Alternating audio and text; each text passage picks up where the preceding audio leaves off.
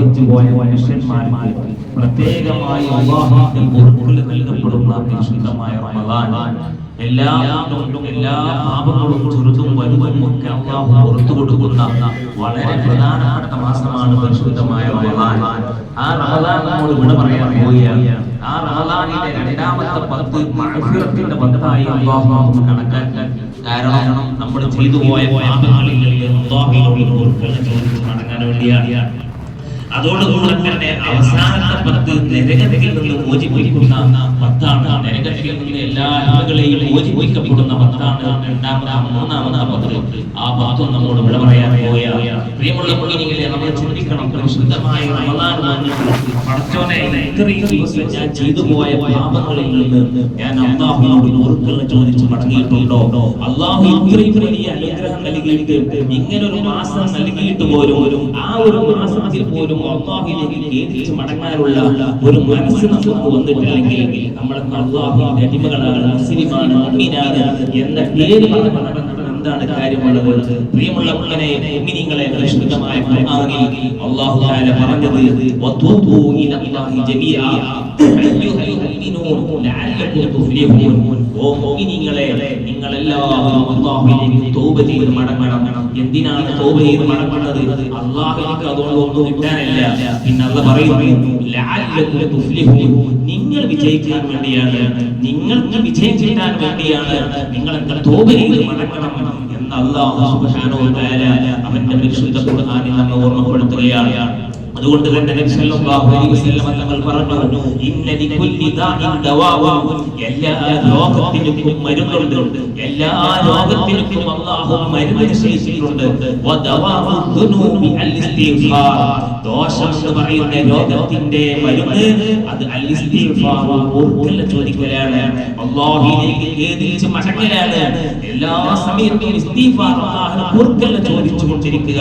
അതാണ് ദോഷം എന്ന രോഗത്തിന്റെ മരുന്ന്. മുഹമ്മദ് റസൂലുള്ളാഹി സ്വല്ലല്ലാഹു അലൈഹി വസല്ലം തങ്ങൾ പറയാണ്. അതുപോലെ തന്നെ നബി പറഞ്ഞു, മാ മിൻ സൗത്തിൻ അഹബ്ബു ഇലല്ലാഹി മിൻ സൗത്തി അബ്ദിൻ മുദ്നിബിൻ. പിന്നെ ഒരു ദോഷം ചെയ്യുന്ന അടിമയുടെ, ദോഷം ചെയ്ത ഒരു അടിമയുടെ ശബ്ദത്തിനേക്കാളും അല്ലാഹുവിലേക്ക് ഏറ്റവും ഇഷ്ടമുള്ള വേറെ ഒരു ശബ്ദവും ഇല്ല. ആ ദോഷി പറയും, യഖൂലു യാ റബ്ബ്, ഓ എൻ്റെ റബ്ബേ, അവൻ ചെയ്തു പോയ തെറ്റിൽ നിന്ന് അല്ലാഹുവിലേക്ക് ഖേദിച്ച് മടങ്ങിയിട്ട് അല്ലാഹുവിനെ വിളിച്ച് പറയാണ്, യാ റബ്ബ്, ഓ എൻ്റെ റബ്ബേ എന്ന് പറയുമ്പോൾ അല്ലാഹു പറയുന്നത്രേ, ലബ്ബൈക യാ അബ്ദി, ഓ എൻ്റെ അടിമേ, നിനക്കാണ് എല്ലാ പിരിവുകളും എല്ലാ ആശംസകളും നിനക്കാണ്, വേണ്ടത് നീ ചോദിച്ചോ എന്ന് പറയുകയും അല്ലാഹു പൊറുക്കൽ പുറത്തു കൊടുക്കുകയും മാത്രമല്ല, യാ മലായികതി ഇന്നി ഖദ് ഗഫർതു ലഹു, ഞാൻ ആ മനുഷ്യന് മുഴുവൻ പാപങ്ങളും പുറത്തു കൊടുത്തിരിക്കുന്നു, അതുകൊണ്ട് നിങ്ങൾ സാക്ഷികളാവണമെന്ന് അല്ലാഹു സുബ്ഹാനഹു വ തആല പ്രത്യേകമായി മലക്കുകളെ വിളിച്ച് പറയുമെന്ന് മുഹമ്മദ് റസൂലുള്ളാഹി സ്വല്ലല്ലാഹു അലൈഹി വസല്ലം തങ്ങൾ നമ്മെ പഠിപ്പിക്കുകയാണ്.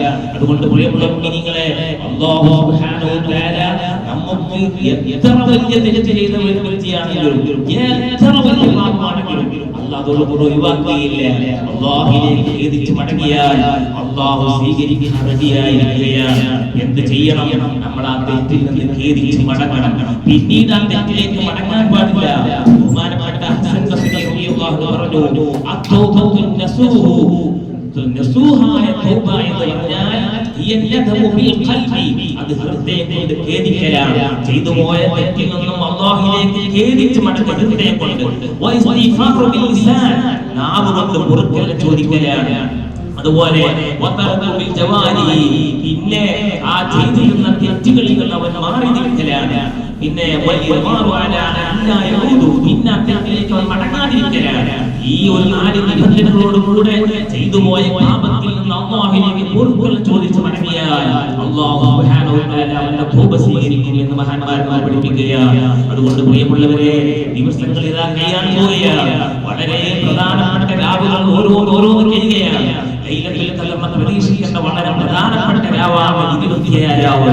1 മുതൽ അല്ലെങ്കിൽ റമദാൻ 1 മുതൽ തന്നെ 30 വരെയുള്ള ദിവസങ്ങളിൽ ലൈലത്തുൽ ഖദർ ഉണ്ടാവാൻ സാധ്യതയുണ്ട് എന്ന് പറഞ്ഞ മഹാന്മാരുണ്ട്.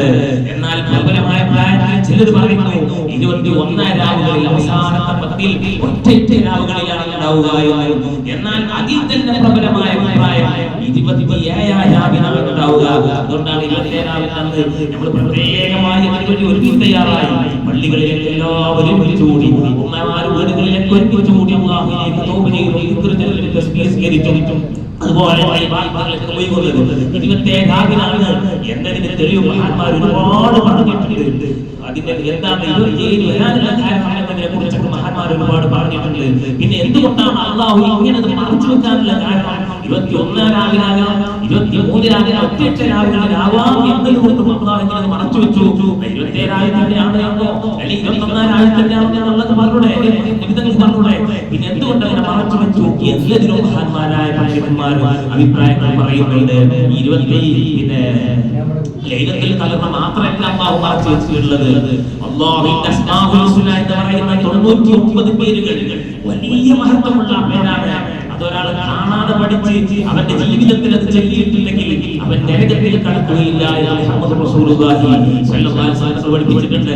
എന്നാൽ ആ അസ്മാഉൽ ഹുസ്നയിൽ ഒരു പേരിൽ അല്ലാഹുവിന്റെ പേരുകളിൽ പെട്ട 99 പേരിൽപ്പെട്ട ഒരു പേര്, ആ പേര് ചൊല്ലിയാൽ ഉടനെ തന്നെ അല്ലാഹു അവർക്ക് ഉത്തരം നൽകും. ആ പേര് വെച്ച് അല്ലാഹുവോട് ദുആ ചെയ്താൽ അല്ലാഹു അപ്പോൾ തന്നെ ഉത്തരം നൽകും. അങ്ങനത്തെ ഒരു പേരുണ്ട്. അത് ഏതാണ്?